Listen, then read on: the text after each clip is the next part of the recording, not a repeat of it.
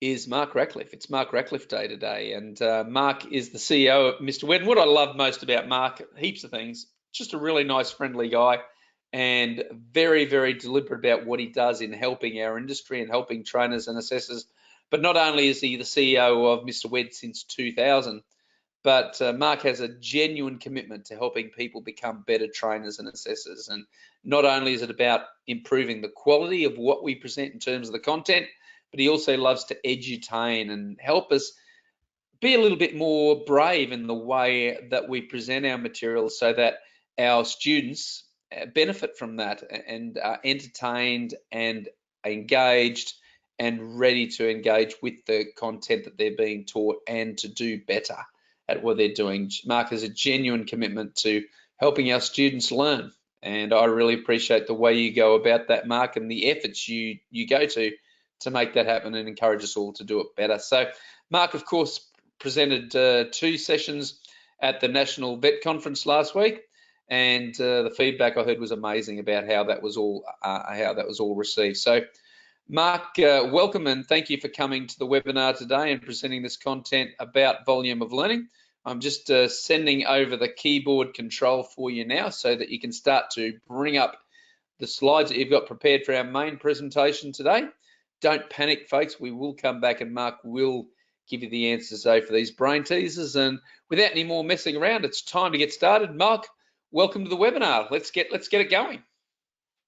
Thank you, Damien, and as always, thanks for waxing lyrical in that introduction. A nice warm introduction here on a Friday afternoon. And listen, it's an interesting topic today about how to manage that volume of learning requirements. It's something that's become a bit of a buzz thing, a bit of a hot button topic, and today I'm really here to help you navigate some of those challenges. I'll move swiftly past the introduction. Damien's given that warm one straight away. You've got all my details there. I will repeat those details at the back end of the webinar if you wanted to reach out after today's session for some specific follow-up questions. Sometimes you don't think of the questions during this session, they come back later, and you'll have all my details there on the screen now, but also on the final slide before we finish up today. So I just want to do a quick hands up to make sure that you are hearing me and you're just not hearing silence right now. So if you can, look at your dashboard and find the little picture that looks like a hand. Press on that. That lets me know that you can hear me. Otherwise, put a yes in the chat box, and that lets me know that I'm not just coming into the void and everything is working okay for you right away. Mark, I'm excited to let you know that we have a sea of hands popping up. So it looks like everything's okay, guys. If you do have any technical problems, just pop it in the chat and we'll help you out. You're all good Definitely. To go, Mark. Thanks for that. Now, a quick poll to work out where people are joining us from today in this big, brown, beautiful land of ours we call Australia. So Damien's going to quickly launch that poll for you. So just quickly vote for the state or jurisdiction you find yourself in from today, and then we'll share the results. We've got a small group today, so it'll be interesting to see statistically where we come up from. And that looks like pretty much everyone's voted on that one, Damien. You might want to give that a launch. So let's have a look. 40% of our folks are coming from Queensland, but the rest of the 2/3 or thereabouts are coming from the New South Wales or ACT area.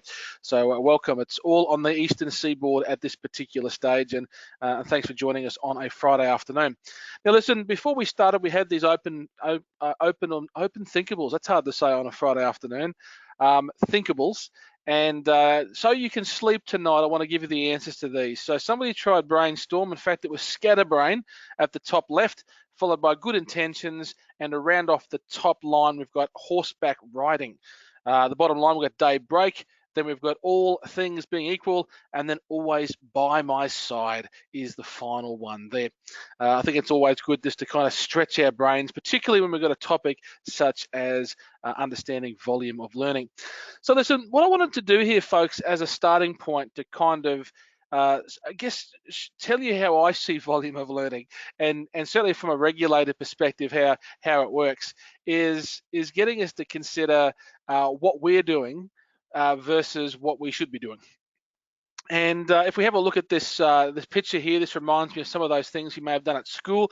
To spot the difference, you notice here there's actually 3 F's in difference. So that's one of the key mistakes we're already seeing here. But if you look at sort of the left-hand side versus the right-hand side, if let's say the standards around volume of learning is the left, and then we compare ourselves to the second, we start to find a few things that don't completely add up. And, you know, again, we're not necessarily going to ask you to find these for yourself, but as you move through, we'll see here there are some, you know, subtle errors, and then there's some direct errors as we move through, and often there's things that are just missing. So from that perspective, folks, the analogy I want to say here, folks, is that when we're looking at volume of learning, it's very important that we use the established documentation that already exists and then compare that to what we're doing in our own operations. And today I'm going to help you with that navigation, because I'm giving you two critical pieces of information that come from the national regulator as well as the AQF. And that way you bring those two things together about volume of learning as well as amount of training. There's a fact sheet that's part of the takeaway from today, as well as a general bit of information from the AQF. And I'm using those pieces of information today to kind of, as I said, help us to navigate what's going on. And then you can use that to compare what you're doing to those particular existing documentations. Again, the other thing I wanted to continue on with the theme here is you know, if you remember back in school, you had these, you know, find a fault, find a problem type thing, like to spot the difference. And then the next one I've got here is the Where's Waldo or Where's Wally, depending on where you were in the world. I think in the US they called it Where's Waldo, and we know it here in Australia is Where's Wally. And this is a bit like competency for me. If you've never done this before, this is actually really hard, you know, to try to find where that particular character is. Whereas if you are skilled at doing this, you've done it before, or more importantly, if you've seen this exact thing before, you kind of know where to look. And for me, that's what volume of learning is a bit like. Are you completely green, have no previous experience before, therefore we have to build a foundation and give you all the tools and time to practice that before you can really be competent? Or do you bring something to the table already, and therefore we can count that retrospectively as part of that learning process? So this is learning you've done prior to attending that training, and that's a critical thing that we'll have a chat about today. Just so you can sleep tonight, there's where Wally is, just in case you were wondering. And as I said, you were going crazy trying to find the Wally in this particular case. So let's have a quick squiz now at our overview for the session. This is what I'm trying to achieve today. So we'll look at what volume of learning is. We'll get a definition for it. We'll check out the responsibilities for registered training organisations. We'll look at how we use some of those AQF, the Australian Qualifications Framework indicators, as a benchmark. And again, there's some really great stuff in there. You go into the handbook, and it already kind of tells us how to pitch things at the right level and the types of activities that will qualify for, you know, acceptable activities at that AQF level. So there's some key things there that'll help us out. We'll look at different learning cohorts and how that affects volume of learning. And there's a critical thing here in how that is going to impact on our training and assessment strategies. One of the things that I'll be very, very clear about right at the outset here is don't be afraid to have multiple TASs, multiple training and assessment strategies. In fact, you really should have a different one wherever the cohort changes. Rather than trying to make a one-size-fits-all and saying, well, this will fit every cohort, have a look at the subtle and sometimes not so subtle differences between cohorts, and then, you know, develop a strategy that's going to fit them. And I think that makes your life a lot easier, and it does make it very audit friendly, because you can justify and defend some of the decisions you've got about the learning activities, about the assessment approach, about the time frames you're given for practice, and of course how long that particular program has taken. And I'll give you a few ideas of how to do that. And then before we finish up, I'll talk about where you might report the concept of volume of learning within that TAS document, and to justify any variances if in fact there are some differences between what you're doing and what the average candidate should be doing according to the AQF. So first things first, team, I want to get your spin on what you believe volume of learning is. And in the chat box, if you can pop a few phrases or a few key ideas, what do you think volume of learning means? You know, it's something that we throw around there, but what's your spin? What's your idea? And as I said, just take a few moments, pop your best ideas in the chat box. As always, Damien, I'm happy to take your ideas on this topic as well. So feel free to jump back on and let me know what you think as people are crafting their answers in the chat box. Yeah, well, I'm inclined to talk rather vaguely for a few seconds here, Mark, because I'm actually really interested in other people's expectations about volume of learning and what it means. The word volume would suggest some sort of quantity, wouldn't it? And learning, well, and learning is, what we learn. And, is that about just the learning, or does it include the assessment? Is an interesting question that's popping into my head in terms of looking at that phrase and what it means. So I encourage everyone to jump in, and give us an idea what it includes. Interesting point that you're making, Damien, because there is some dialogue I sometimes see in places like LinkedIn groups about this very idea of, is assessment part of the learning? And in the fact sheet, one of the fact sheets that I've got there for you that you can take away today, it says quite specifically that assessment can be included, because yes, it is assessment, but there's a lot of learning that happens in assessment. Sometimes we'll particularly formative assessment, let's say, that gives us an idea of how we're traveling along on the journey. So it really should be included. So I know that there's a school of thought that says, no, listen, assessment's separate from the training, but I've got to tell you today that it is included in the time frame when calculating volume of learning. And we've got some nice support documents, including from the regulator, by the way, that come into that. So Daryl's got a comment in the chat box, and it says the time it takes to educate a person for the learning or experience, or the skills experience.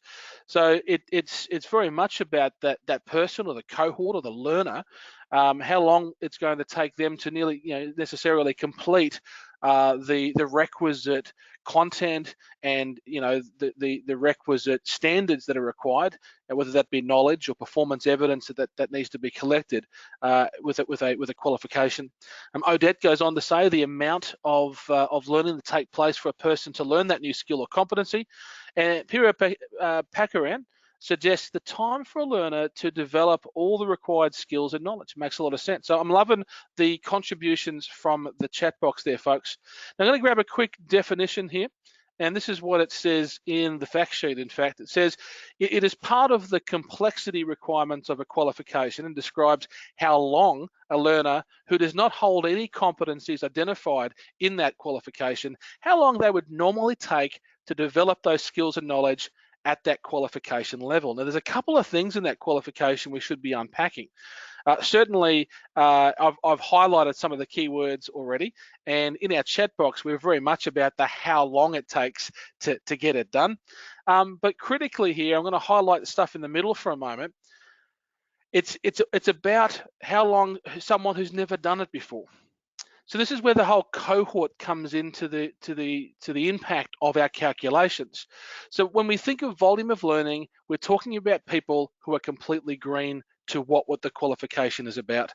So if you've done some of this before, or you've worked in a role where this is part of the role, or there's elements of it that are part of the role, or you've done another qualification that introduces some of these topics and has you practice some of the content, then that's not who this is aimed at. So all of that can be counted towards the journey pre your enrollment. And that's something that I'll pick up with a visual effect a little bit later on in the webinar. But when we talk about volume of learning, it's about someone who's never done it before, has no other context for it. And the other key word here is how long it would normally take. Okay, so again, you might have a cohort that are made up of learners that may have language, literacy, or numeracy challenges, and they might take longer, and that's okay. Or you might have some people there who have very good learning skills and have got strategies in place where they can kind of navigate content quicker. You think about people who are speed readers, for instance. They might be able to do it a bit quicker, or at least navigate some of that content a bit quicker. We've got to question, I guess, the comprehension there and make sure that they're really taking it all in. But the cohort, again, will play a massive role in how we move forward on the journey.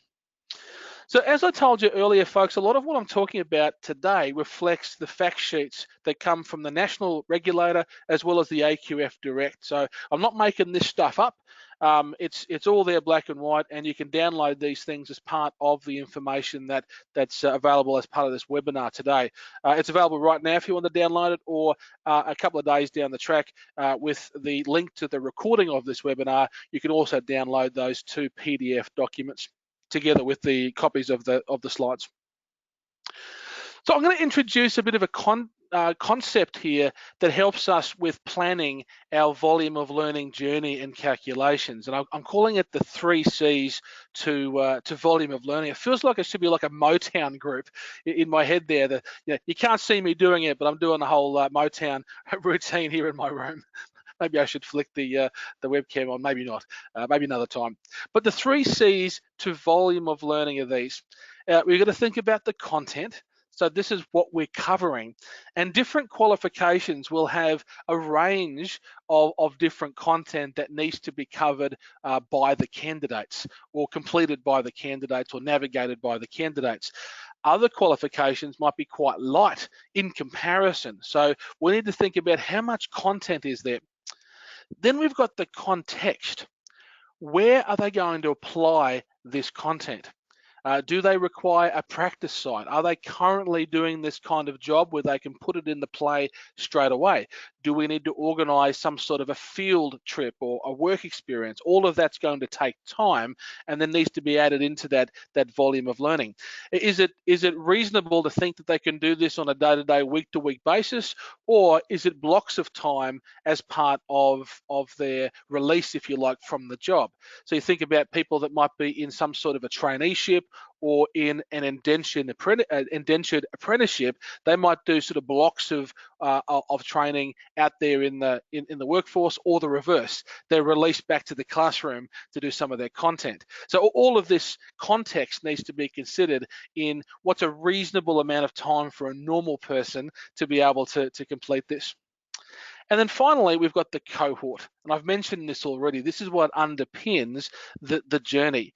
What are they bringing to the table right now? Are they experienced? Are they school leavers? Do they have extra skills that perhaps might help them to fast track things? Do they have other impediments that might require us to help them in other areas? Do they already have foundation skills? Do they have things like study skills that help them to manage the workflow? Or do we need to break it down into smaller chunks, given the nature of the work that they do and the way that they like to learn? So there's lots of variables with this. And I go back to what I said before, it's not a one size fits all. And it's important to think about it by cohort, so that we can really deliver the right experience for the right people. To give you an idea, when we put together our TAE addition to scope, I think we ended up coming up with 9 or it might have been 10 different versions of it based on the cohort. And what experience level they might have had, and what prior qualifications they may have had. And that really helped us to visualize how could we help them the most and how long their journey was going to be. Some other key points I wanted to highlight here is that the volume of learning helps to determine whether the amount of training provided is sufficient. And this is ultimately what the regulator, again, whether it's the national regulator or the folks in WA and Victoria, they want to be able to see that you're providing a sufficient amount of training that is enough for them to absorb the content and to be able to practice that more than once. And that just takes time. So the idea of doing the theory in the morning and the practice in the afternoon may not be defendable, or maybe it is, depending on what level the qualification is at. So if you're doing an entry level certificate 1 or 2, then maybe there could be some concepts like that. Generally though, you might cover some content. They need time to kind of think about what that means for them, put it into their own words, get that context right, and then practice it down the track and over time. So that's where that sufficiency is going to come in. It's also in place to protect the integrity of the qualification, and a word that you'll hear more and more these days, which is the robustness of the outcomes. Are we creating people that are just cramming to get it done and not able to put it in the practice in the job? Or are we creating people that have got this nice tight set of skills and knowledge that is fully transferable to a workplace setting? Certainly the latter of those two are the one that I'd prefer us to be choosing. And then as I guess I was intimating here, it supports a better transition from the learning environment to the workplace, as those candidates have time to gain the skills and knowledge that's relevant to the training product and indeed needed by the job. Now, the question that Damien mentioned before was does assessment count? Well, certainly it does. And when we think about volume of learning, it includes all the teaching, learning and assessment activities that are required to be undertaken by the typical student. And again, that typical student is someone who has no previous experience in that qualification or the key areas of that qualification. So I've given you the helicopter view at this stage, but what I'm interested in finding out is what some of the challenges that you face when it comes to volume of learning. So a quick question for the chat box here is, what are some of your current challenges with volume of learning, or calculating volume of learning, or making it kind of work? And feel free to pop your best ideas in the chat box. Okay, so I might just give Mark a bit of a chance to grab a glass of water and have a quick drink there. So the question is, what are some of your current challenges with the volume of learning? So just give us your honest input as to where the holdup is, or where some challenges might be, where you are on your part of the journey with respect to considering this topic. Whilst people are getting their answers together, Damien, I will add one that was given to me at the National Vet Conference last week, and it was an interesting one because I think it's one that many of us have actually experienced, and that's where you're trying to do the right thing and follow this journey, and you might have a competitor that's offering something in half the time. And that's a really difficult challenge, because you're going, well, someone's doing it for half the time and cheaper. I want to do the right thing, and it's going to cost more to obviously do it in the way that it's intended. And I go back in many ways to answering that by saying, let's focus on that cohort. Maybe there's an opportunity for the right cohort to do it differently, but in the end, I think if we hold the line and we're able to communicate to our customers, our students, what they're getting for that extra time and cost, and I guess without rubbishing our competitors, you're able to put the contrast there, and they can make up their own minds. And particularly if you use some of the phrases from the chat box, from the fact sheets there about, let's think about how long it might take you to absorb the content and practice. And they go, well, listen, that normally takes me a lot longer. That they start to make their own decisions there. They realize, what, I don't think I can do it in that short amount of time if it's going to be valuable moving forward. So that's kind of my spin on that particular question I got last week. Daryl's got a great question in the chat box, which is what is enough? How do you gauge the amount? And the nominal, hours don't really guide you. Now, I'm going to demystify some of those key words that Daryl's saying on a slide that's coming up there, because there are a few different words that are used in this space that are for different reasons. For instance, the nominal hours really bear no resemblance to the formulation or acquisition of competency. They're really there for funding. It's more about the AQF stuff that we need to look at, and what a qualification level, as a minimum should be offering when it comes to the amount of time people have to complete that and do all their activities in that learning and assessment. So in answering that question, Daryl, I'll go back to the cohort. That'll help us to get a sense for the length of time. And then we'll look at the AQF levels there. So, for instance, at an AQF level 4, it's somewhere between sort of 600 and 2,400 hours, and that's what the AQF suggests. We can suggest someone who is completely green, has no context, and may require other foundation skills. They're at the top end of that scale, around the 2,400 hours. Or the 2 years. And then you've got people who kind of have got some of those foundation skills or have studied before and recently might be closer to that 600, which would be the minimum. It's interesting that you know, trying to gauge those things is often difficult, but if you start to look at how you can justify those changes, so even if you start off with that same analogy as I made, go to the cohort, are they at the top end or the bottom end? And then you go, okay, they're at the bottom end, they've got previous experience, they're experienced not only in what we're talking about, but also as learners. Now we can start to defend a shorter amount of time. And listen, Daryl, what I do is I mentioned before I had those 9 or 10 different journeys. I'll break it down by hours, and I say, here are all the things that we expect someone to do in this unit of competency or in each unit of competency, and that will include formal instruction, whether that be in a face-to-face setting or online or via webinars or something similar. Then there's the learning activities, which could be a whole range of questions or research or project type stuff. Then there's the assessment that we've got allocated for that, and each of those have time allocated, okay? So we would suggest that the average time for someone who's never done it before is, let's say, for one of those tasks might be 8 hours, which means for someone who has got experience and has been recently in the classroom perhaps and understands how to study and how to take notes and how to respond to these types of things, you might say it might take them 5 hours. Someone who maybe needs some extra support, maybe those extra foundations, it might take them 12 hours. So if you break each of those down, you'll find you'll come up with a number pretty quickly, and one that you can defend by the cohort. So hopefully, Daryl, that gives you some idea of I guess what I'm trying to achieve there.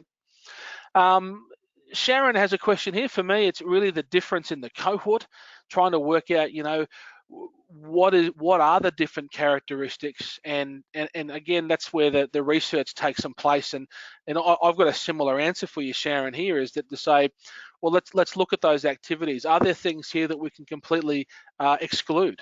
You know, so for instance, in our certificate 4, if somebody has never done training in their life before and doesn't work in an RTO environment, they're unlikely to know something like training.gov.au.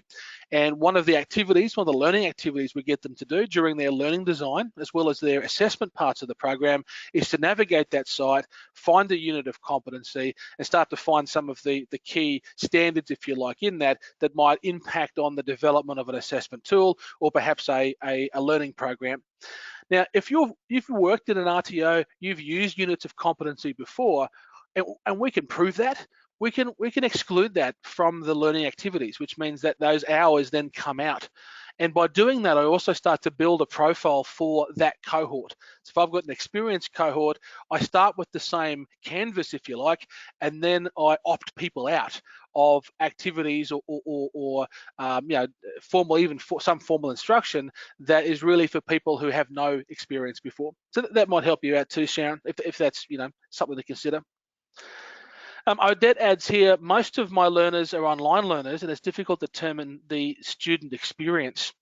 So one piece of advice I'll give you here, Odette, and it's something that we introduced in November of last year, so we're less than 12 months into it, but it's something that works really well for us, is before anybody starts a program with us, there's an interview.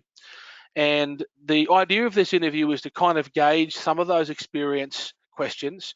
We could even pose almost pseudo competency conversation type things. Tell us a little bit about this, and how would you do that, and how have you solved that particular issue. It's also an opportunity to find out what sort of online access they have. What version of the software are they using? How might that complicate some of their navigation of our stuff? And all of that information helps us to create a learning journey for that particular learner. And I find from that perspective, we can do the same thing that I was mentioning to Daryl and Sharon, is that all of those pre-hours that I've worked out, I can then create that learning journey based on that interview or based on that conversation. And, you know, it's something we then can negotiate with the learner based on you know, their dialogue with us. Now, I understand you might not have a face-to-face connection, but as I said, you can do some of that fault finding, or you know, tell me an example of when you've done that, or explain to me your job role. It's hard to fake that because they have to kind of give you contextual responses to what you're talking about, rather than simply asking, do you have experience, where you've got that closed response where it goes, yeah, totally do it. If I have to do less work, I totally am going to say yes, rather than say, yeah, give me an example of when you've used this and how did it go for you, or when it didn't work so well, how did you solve that problem? They kind of have to give you specifics, and their answers in the end will highlight how much they really know about that topic. So hopefully that gives you some ideas, team, and I'm happy to continue that dialogue after today if you've got some other questions in that space. There's a final question from Daryl here, is that what about single units, e.g. one Cert 4 unit as compared to the full qual? This is a big question, Daryl, and it's one I haven't had a satisfactory response from our regulator, unfortunately. And that's a loophole that there is there. The way that I tend to talk about it is let's look at them, breaking them down by unit as part of a full qualification, and then if we do that, then when we look at them as an individual, that should give us the amount of hours that there is. But when we talk about volume of learning in the standards, it doesn't specify by unit, it specifies by qualification. It doesn't even specify by skill set, which is where there might be a loophole for people. But listen, folks, I don't think we should be trying to look for loopholes. I think we need to be trying to identify the spirit of this, and the spirit goes back to what I said earlier. How much time will it take them to absorb the content and put it into practice before we assess them? And that information will help us to come up with the hours per activity, and then all those activities, whether they be training or assessment, add them all up, will tell us how long it should take that typical person to do it for that unit. So hopefully, Daryl, that gives you some direction. Now, I've been doing this a long time, and some of the common challenges that come up for people, in addition to the ones you've described today in the chat box, understanding the required duration. So people are really understanding what the AQF says about this, and it's very specific too. And it's not a new thing; it's been around for many years. It's only sort of more recently that the regulator's been jumping on top of it, but it's been there for a very long time. So it's not news to anybody. It's just a matter of making sure we're actually doing it. Incorporating that within the training and assessment strategy, making sure there's the nice connection. You can kind of connect the dots between what you're creating in that learning and assessment experience and how you report that in the documents that all of your trainers and assessors are using to conduct that service, if you like. Justifying variations, this is a big one. If it's going to be shorter than the AQF indicators suggest, you've got to be able to back it up, and you've got to be able to back it up factually, rather than saying, I'm a super awesome trainer and I can get across the concepts quicker, that's why we can do it quicker. That's not going to be a winning argument.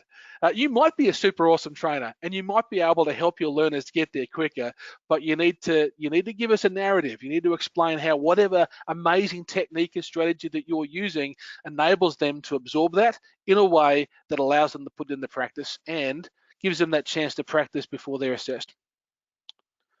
And then communicating that volume of learning to stakeholders, people like staff, students, the regulator. And listen, I've got to say, your sales team, they need to understand how long someone needs to take to do this, rather than saying, sure, we can do that. Do they understand what they're saying? Have they asked the important cohort question? If they haven't, they might be making promises that you can't deliver. So some food for thought when it comes to those additional challenges today. So a quick poll I'd like to launch for you, team, and this one's more about trying to work out where you're at right now when it comes to volume of learning and how that's reflected in the development of your program. You got 5 alternate responses here. Feel free to use those numbers and pop them in the chat box if you like. Do you think it's great and your middle name is VOL? Maybe it's just okay, not so good, terrible, not sure. It might be your 5. So feel free to vote. Hopefully you've got more at the top of the range there and less at the bottom, but listen, I'm happy to take all that may apply today. So thank you, Sharon, for sharing in the middle there somewhere. The other Sharon also towards the top, which is good. Ultimately, team, I think it's something that we need to continue to look back at. And the honest thing I'd like to share with you today is that the more you look at it, the more you go back over your stuff, you get different eyes on those same issues. And I've got to be hand on heart for a moment to say, 5 years ago I might have looked at something quite differently than I do today, and that's why I've tried to create the strategies where it's very transparent, rather than going, yeah, that's possible. Let's do the math. Let's break it out. Is that really a reasonable journey for a learner to be able to satisfy all the requirements of that qualification?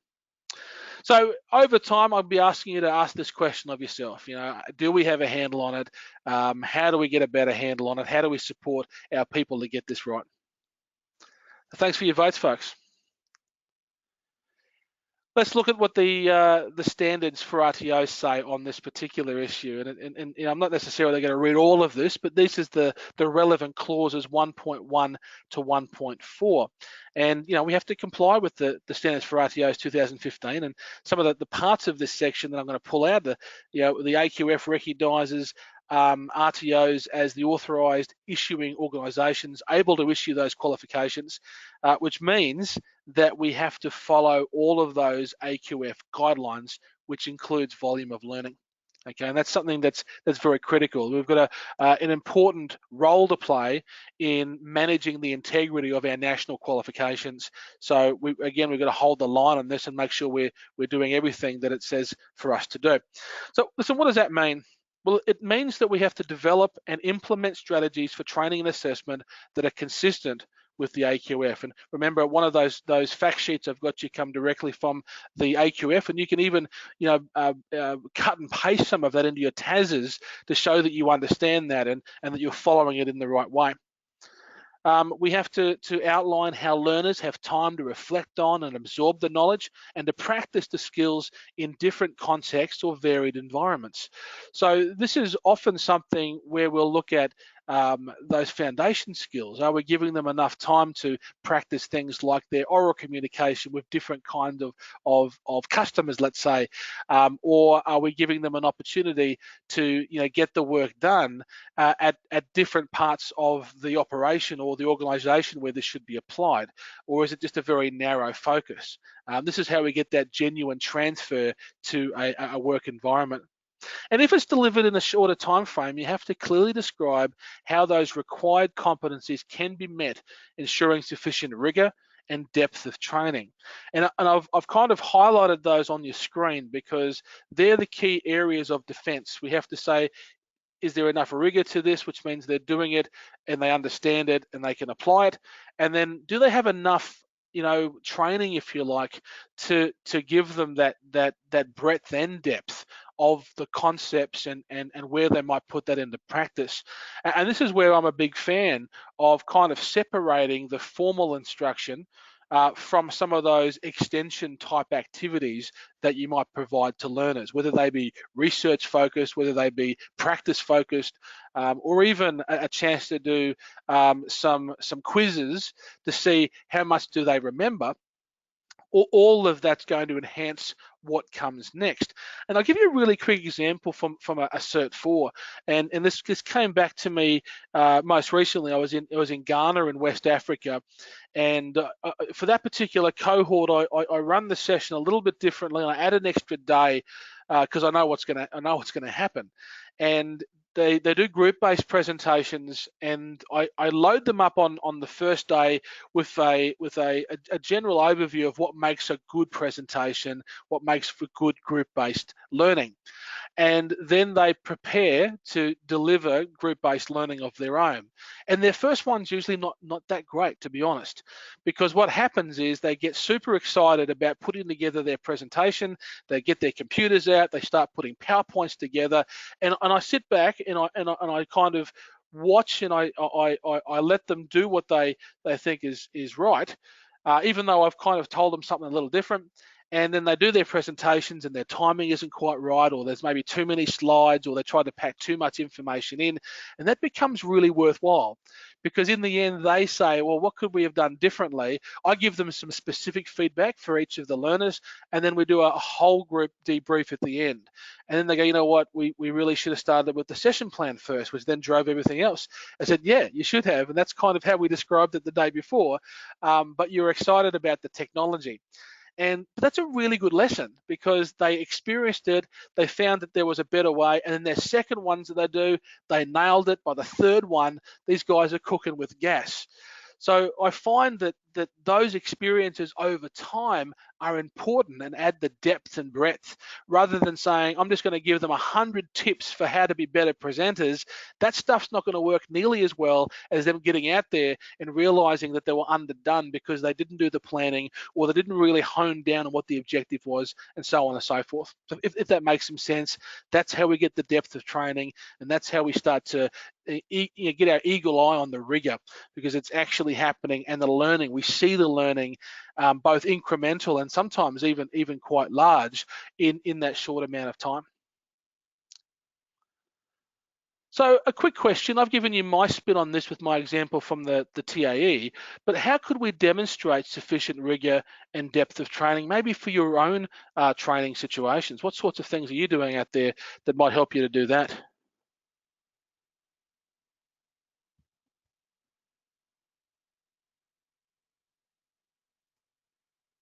Yeah, whilst you're considering that meaty question, Damien, I'm not sure if you've got a spin on this you'd like to share. I feel like taking a pass on this one. I thought you might. Yeah, the reason is that I come up with a very specific answer, and I'd rather not share a bit because I'm interested to see if anyone else has the same answer. But while people are framing their answers, and I don't think you would have seen this, Mark, but at the National Vet Conference last week, a lot of what we're talking about here today parallels with a presentation I saw last week from Tony Curtin. Now, Tony's been one of our Mr. Wed presenters now for several years, and I had a chance to see his presentation late last week, and it was in the last session of the week, and it was interesting because he talked about the importance of revising content through assessments. Sure. And it really, the theory that everything he talked about was based upon research, and it very much supported the whole concept of volume of learning, and what ASQA and the AQF council are trying to do in terms of support volume of learning, rather than run the risk of training providers having really short, sharp courses where the students don't get the exposure and the time they need to, learn the content effectively and revise the content effectively. So it's interesting hearing what you're saying today and how it parallels with what I saw in that presentation last week. Oh, thanks for the insights, Damien. That's a nice spin there too. So you took the pass, but you still swung and you hit one out the park, which is appreciated. Odette's got some great work here too, and she's saying that she offers plenty of constructive feedback on formative activities as well as the practical work-based projects. And this kind of reminds me of some of the academic stuff. When we talk about rigor, they often talk about that within your research, and a lot of that has to come back to feedback. And this is what Odette's talking about. The more feedback people have, the more they can kind of put that into their practice. It's not enough to say, yeah, good effort, well done. Well, what was good about it? What should you continue to do? What else could you have done? And this is where I think that constructive feedback is really important. You don't just stop with what was excellent. You might give them variations which would sort of expand and stretch their thinking. It was already very good, but had you considered this angle or this approach or this strategy? So they can continue to get that depth and breadth, which I think that the rigor is playing into there. Daryl adds here, your training and assessment needs to match the real life learning, where they're given the experience by real life problems. And I think this is really great too, Daryl, because when it comes to rigor, nothing beats doing the real thing in a real setting with people that are are faithful to what the end result's going to be. Faithfully represent the conditions of a real setting. And the more people experience that, the more comfortable they're going to be to use those strategies and to approach those problems in their actual workplace, as opposed to something theoretical that happens with X, Y, Z making widgets in a classroom setting.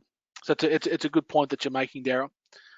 And he goes on to say here that the why and the consequences and the ability to learn from that experience. Not everything is going to be right, and that's okay. But what do we take from that? What do we learn from that? The old adage when you talk about inventors, people don't necessarily invent something the first time.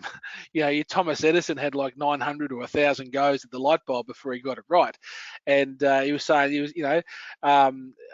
999 times he got it wrong until you get one right. But when you got that one thing right in the end, you've learned from every incremental thing those other 999 times, and you've got to have those experiences to understand the why that Daryl's talking about there. So I think these are all really good perspectives, and for me, this is how we defend our approach. When somebody asks us, well, why do we have to do it in that amount of time, or how can you do it in that amount of time, we're able to justify and defend through these types of methodologies. So some really great ideas there. Now, I did want to bust some myths around some of the key terminology we'll see in our area. Daryl mentioned nominal duration before. We'll often have things like competency-based training, a volume of learning, which is notional duration as opposed to nominal duration. And what these things sort of mean. We also hear that word amount of training come into things. So the differences here is, as I mentioned earlier, nominal duration was invented for funding. So it basically says this is what, in many cases, government will fund so many hours. It has no resemblance to how long it actually takes someone to be competent, but it's about trying to find a way to be profitable in doing that. So nominal duration, can be a bit confusing, but remember, it's about funding, not so much about volume of learning. And you'll actually, interestingly enough, you'll find some nominal duration which is well below what the AQF says is required for someone to be competent in that area. So again, you shouldn't be looking at nominal duration as your overarching approach. Competency-based training, this is the difficulty when it comes to this whole concept, is that the idea of competency-based training is if we can prove you can do it, you can do it. Rather than saying, oh no, it's going to take you 600 hours, but I can do it now. No, 600 hours. And that's a real difficult thing for people to get their heads around, which is why we have to invest that time with the cohort approach to say, well, if you can already do it, how do we prove that? Is it an RPL type thing? Is it a challenge test type situation? How do we know that that's consistent with the requirements? If it's only partially, what's the gap journey? What does that look like? And ultimately, it kind of goes in the face of competency-based training. And a lot of people have said to me, well, why would I have somebody in a classroom for 100 hours more than they need to when they've just proven to me that they can do it? So that's kind of where you go back to that depth and breadth to make sure that they really can do it, and they can do it in multiple settings, and do it consistently every time. Volume of learning is what our session's about today, and as I mentioned, it's notional duration. So it says for this qualification level, it's going to take somewhere between X and Y, which means that not every qualification is built the same. Some will take longer than others based on the content and so forth. So again, that's something that is more about the typical qualification with a typical student. This is how long it's going to take. And then amount of training is more about, are you giving them enough opportunity to learn what they need to learn so that they're able to put it into practice? So they're two separate things. One is deemed by the AQF to say if you're doing this qualification, it should be at least so many hours in duration, and the amount of training is our defense to say, well, this is our learning journey. These are the things we're going to get them to do to be ready to be assessed at the end. So for instance, if you haven't looked at the AQF indicators recently, you'll see something similar to this. And again, you look at something like a certificate 3, it'll tell you that the average certificate 3 should be somewhere between 1 and 2 years, or 1,200 hours to 2,400 hours. Now, of course, if you're doing more average hours a week, if you're doing 40 hours a week in the classroom or something like that, you're going to get it done in a shorter amount of time in that year. And conversely, if you're doing 5 hours a week, it's going to take you longer than a couple of years to complete that qualification. So that's why they put in both the years, because they're suggesting that 1 year is about 1,200 hours. Of course, 6 months is 600 hours. 2 years is 2,400 hours. When you look at the AQF handbook, it gives you some other really cool information about what somebody should be able to do at that level. And I'd really invite you to check this out, because this is a way for you to work out what sort of learning activities and assessment focus you should really be setting for people at that AQF level. And again, it also gives you that information on volume of learning too. But as you read through the stuff on your screen, it'll kind of tell you the types of things that are required, which means you can test whether your assessment is being pitched at the right level. And we often see a lot of assessments that are either pitched too low or too high. So just have a read through this to make sure that you in fact are preparing them for the real thing. And you go back to what I said earlier with my 3 C's, my Motown group: content, context, cohort, and this will help us to work out what end of that scale are you at. Are you at that 1,200 end, or more towards the 2,400 hour end, in this example at least? So interestingly, when you look at the certificate 4, you're saying, well, how come that's a lot less? It's 6 months to 2 years. And the thinking here is that someone who has entry into a certificate 4 tends to have some other experience or qualifications at a lower level before they enter a certificate 4, which means they kind of already have some of that product knowledge before they move on. Whereas a certificate 3 is at generally an entry level qualification. It's what we see traineeships and apprenticeships at a basic level.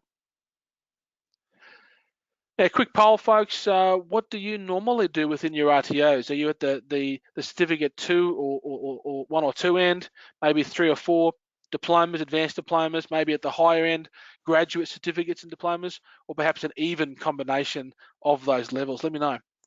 Vote now.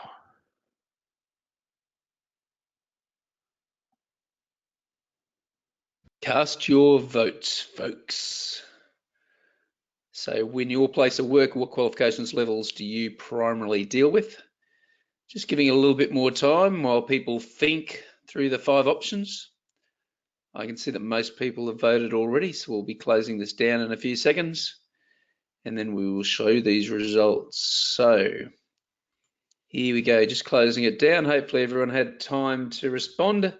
Mark, the answers are up, and there's a little bit of a diversity here, as you might imagine. Yeah, 40% of the group in that certificate 3 and 4 level, 40% in the diploma, advanced diploma, another 20% in that grad cert and graduate diploma space. So again, it's really important to go into those AQF handbook, or that AQF handbook, and have a look at what it says based on those different levels, and it'll help you to pitch it at the right level, as well as make sure you're dedicating enough time and amount of training to it. So thanks for that, Damien. So how does the learner cohort affect volume of learning? I've got a few ideas for you to consider here. We need to think about the experience in the subject matter, the experience as a vet learner, and I mentioned this earlier in the webinar, their access to a practice site. Can they put this in the practice straight away, or do they have to be given some sort of block of training or organised to be at a workplace to practice some of these things? All of this will affect how much time it takes to complete those tasks. Access to resources or technology. Do they have their own access, or do they have to go down to the local library to get a hold of their internet? So again, this is going to take them less or more time depending on that answer. Are they full-time or part-time? And there's a range of issues there with both, in fact. I mean, being full-time, you can burn out quicker, which is why invariably a lot of organisations that have full-time students give them plenty of breaks in between semesters and whatnot. If you're part-time, you're often trying to work it around other activities, either work-based or family-based, or you might volunteer in an organisation, and that makes it harder to do. The upside of full-time is you can kind of put things into practice a bit quicker, because you can see the dots connected. and then part-time you might not have the time to do that. The upside of part-time is you can usually wrangle that in to your existing work situations, which means you can kind of get a more authentic learning experience, particularly if what you're studying is related to the job that you're doing. So all of those things come into that calculation of volume of learning. And then other supports or restrictions. So do you have access to other people to bounce off? Do you have a boss that is happy to allow you to do study time? All of these things need to come into the mix. So in terms of where and how we put it into our training and assessment strategy, it is something that obviously each RTO needs to have. And my recommendation as a result of this webinar today is to make sure that we have a reference to volume of learning and that journey within that TAS document. Again, if you haven't seen this before, I'm guessing you all have, but if you haven't, you've got a definition for a TAS on the screen right now. And it's pretty much that central document for how we do things in our organisation for a specific qualification. And in the end, it's a document that must describe how the amount of training provided is consistent with the requirements of the relevant training product and the AQF indicators. So it really needs to reflect those things and justify your choices. So where would it be best placed in a training and assessment strategy? Certainly feel free to have a think about it for yourself. I've got my own ideas. I'd certainly put it in after the description of the target group and an outline of the training schedule. So this is kind of where I would put it within the training and assessment strategy. And in fact, what I've done in our TASs is I have an addendum. So I have it described after the target group in the early stages of the TAS, and then in my addendum, that's where I have all those different journeys by cohort. So you can kind of see how this particular cohort might do that same activity in 5 hours or 8 hours or 12 hours, depending on what experience and access to technology and resources, etc., that they bring to the table. Now here's an excerpt from one of our TASs. It's only part of the picture there. It's from our Certificate 4 on Leadership and Management, and this starts to kind of defend what we're doing. So it talks about our decisions about duration. It talks about the 3 target groups that we've got. So we break it up into experienced leaders and managers and upgrade candidates. And then you've got people who are completely green. So that's our 3rd group. And then we've referenced that we know how long it needs to be as a minimum, which is half a year or 600 hours. So we think that 600 hours is about right for the first 2 cohorts, whereas our 3rd target group, certainly that emerging group, if you like, may need to take a little longer perhaps. So it's a way of kind of defending our strategy in this particular place. You might also decide to break down activities by your target groups. So in this particular image, we've got our experienced managers or supervisors, and we're suggesting maybe the RPL portfolio is a way to capture a lot of that stuff ahead of time. And then you work out the gap training, which could be a combination of things. For our upgrade candidates, you might have a copy of their superseded qualification, maybe some sort of current competency assessment, which shows us that they can still do the things that they once were able to do. And then we've got the gap training, which is much like the first one.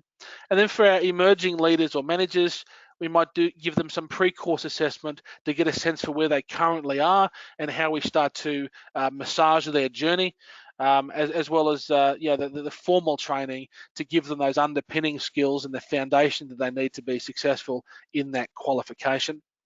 And in terms of justifying the variances, I find that this is a really simple graphic to do that. So we've got a bit of a timeline according to the AQF. So we've mentioned here we've got the sort of 600 hours, so 0 to 600. And we might have Mike here, our first candidate, and he's quite green, so he hasn't really done this. He's our emerging leader, so he's sort of starting somewhere at the beginning of that 600 hours at around 0. Then we've got Lisa here. She's done the old qualification, is looking to do the gap training, so she might start somewhere in the middle. And then we've got Jeanette, who is a very experienced manager and leader, has won awards and has a whole portfolio of things that help to justify her place. So she might have a very small amount of maybe some challenge test, maybe some competency conversations, which get her over the line. Now, what I'm suggesting here is that they're all 600 hours, except some of them are doing it, in a linear fashion from now. Others are using previous experience and evidence to support it, and then their actual formal training is quite short. That's a way that we can kind of justify those variances as a timeline of competency. And it plays into that AQF as we described. So for me, it's a bit like this image. If you've ever done this before, it's been a long time since I've gone camping, but the very first time you try to put up a tent, you could be hours on this thing if you've never done it before. And I'm certainly the sort of guy that's not very good at doing these things. And then you see other people, they rock up, they come in after you, they've done it, 100 times before, and they whip it up together in about 15 minutes because they've had experience. So we're not going to make someone who's got experience take 100 hours if they can do it, and they can continue to do it in a competent fashion. Whereas people that have never done it before, we probably need to give them some extra training and some pointers about what they should do first and the order of these things, so they start to reinforce the right way. So that's the analogy I'm going to use today, putting our tent together. Now I'm going to skip the stretch break for a second, so I know it's almost at the end of our time together. And I'm going to give you a couple of ideas here on how we might justify those variances. So you might justify those variances with a cluster of units, for instance, because you might have like items in different units that could be captured at the same time or covered at the same time. And in this way, it reduces the duplication and the amount of training needed. That's a very valuable thing we can do, and we can defend that. And in fact, that's the example it gives in the AQF guidelines too. You might be able to justify it through the experience of the cohort, which means that they're not only experienced as learners, but also in the subject matter, which means we can kind of justify an accelerated approach. Now, we don't want to force acceleration on people who have never done it before, but if we've got some gist that they know how to do it and there's evidence to support that, that might be a way to justify a shorter time frame. And conversely, a longer time frame may be justifiable if there's some other learning barriers in place, whether that's access to a practice site, access to technology, or some other learning challenge that requires additional support.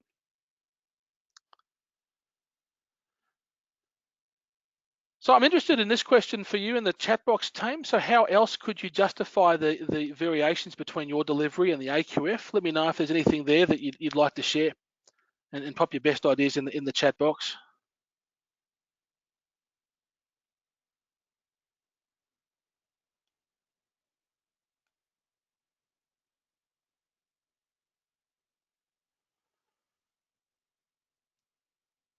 It's not too many ideas in. I know that the time is getting away from us, so I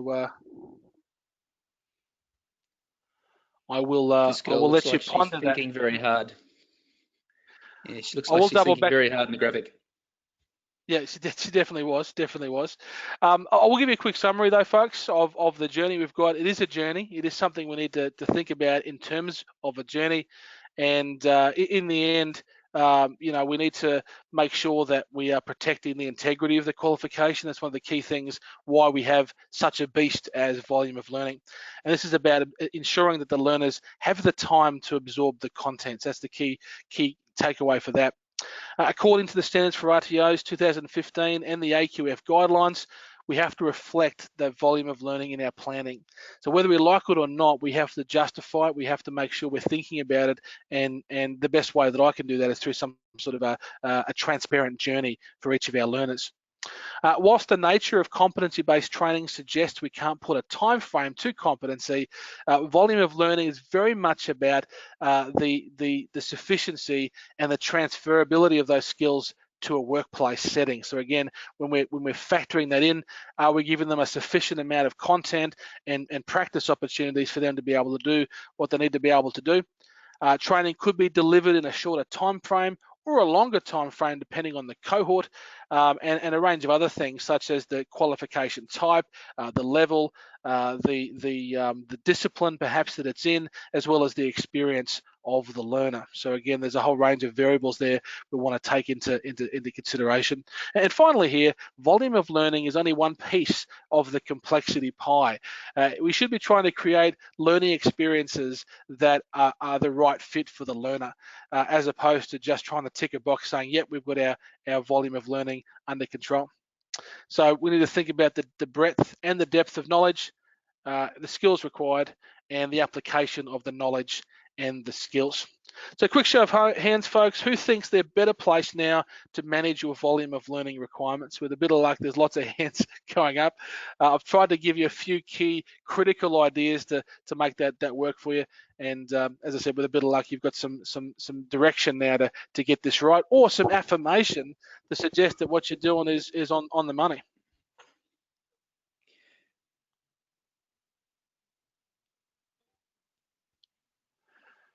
So I know the time is well away from us now, folks. We're in injury time now, but thanks for your contributions. Happy to take any questions now. Also recognise what time of the day it is, and you might have some other things on. So if you'd like to throw any other questions in, feel free to do so. Otherwise, you might want to consider this question, which is, what are your next steps? What are you going to do as a result of our time together to put this stuff into practice? Certainly the thing that I hope for you is to access some of that material and get a really good understanding of what our regulator says and what the AQF says, so you can be armed with your defense when it comes to putting your training and assessment strategies together.